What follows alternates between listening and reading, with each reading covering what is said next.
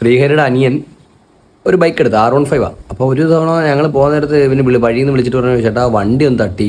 എന്ന് പക്ഷെ അപ്പോൾ പെട്ടെന്ന് ശ്രീഹരി ഫോൺ എടുത്തിട്ട് ശ്രീഹരി ഇവനെ വഴക്ക് പറയാം നീ എവിടെ നോക്കിയാണ് വണ്ടി ഓടിക്കണം അപ്പം ഞാൻ പറഞ്ഞു നീ നടങ്ങും നമുക്ക് അവിടെ പോവാം ഞങ്ങൾ അവിടെ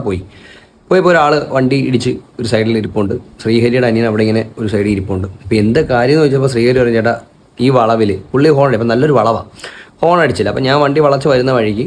ഹോണ് കേൾക്കാത്തതുകൊണ്ട് ഞാൻ ഇച്ചിരി വീശിയെടുത്തു വണ്ടി ഇടിച്ചു അപ്പം ഞാൻ പറഞ്ഞു ശരിയാണല്ലോ അവൻ്റെ ഭാഗത്ത് വളവ് വളയുമ്പോൾ ഹോൺ അടിക്കുക എന്നുള്ളത്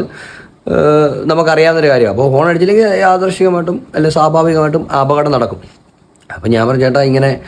വളഞ്ഞ് വരുമ്പം ചേട്ടൻ ഒന്ന് ഹോൺ അടിച്ചായിരുന്നെങ്കിൽ ഇത്രയും വലിയ അപകടം നടക്കും ഇപ്പോൾ അവൻ്റെ വണ്ടിയുടെ കിറ്റെല്ലാം പോയി R15 ആയിരുന്നു കിറ്റെല്ലാം പോയില്ല ഇത്രയും പ്രശ്നമായില്ല അവന് നഷ്ടമുണ്ട് ചേട്ടന് നഷ്ടമുണ്ട് ഓക്കെ അപ്പോൾ നമുക്കത് എങ്ങനെയെങ്കിലും പരിഹരിക്കാം അവൻ പറയടാ ഞാൻ എങ്ങനെ ഹോൺ അടിക്കാം പറഞ്ഞു ചേട്ടാ ഹോൺ അടിക്കണം വളഞ്ഞ് വരുന്ന വണ്ടിയാണെങ്കിൽ ഹോൺ അടിച്ചാൽ പറ്റത്തുള്ളൂ എന്ന് പറഞ്ഞു അപ്പം ഞാൻ ഹോൺ അടിച്ചില്ല എനിക്കത് ഹോൺ അടിക്കാൻ പറ്റും ഞാൻ പറഞ്ഞു ചേട്ടാ അങ്ങനെ ചൂടായിട്ട് കാര്യമില്ല കാര്യം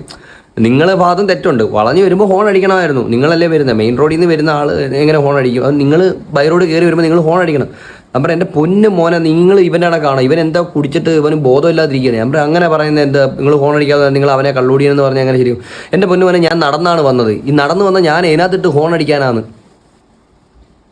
ഇത് മാത്രമേ എനിക്ക് ഓർമ്മയുള്ളൂ കുറച്ച് കഴിഞ്ഞ് ഞാൻ നോക്കുമ്പോൾ ശ്രീഹരി അവൻ്റെ അനിയനും കൂടെ അവിടെ കിടന്ന് ഉരുളുക ഈ കാലം കാരണം അവൻ ഇപ്പോൾ എത്രാമത്തെ തവണയെന്നറിയാം പോലീസ് സ്റ്റേഷനിൽ കയറി ഇറങ്ങുന്നത്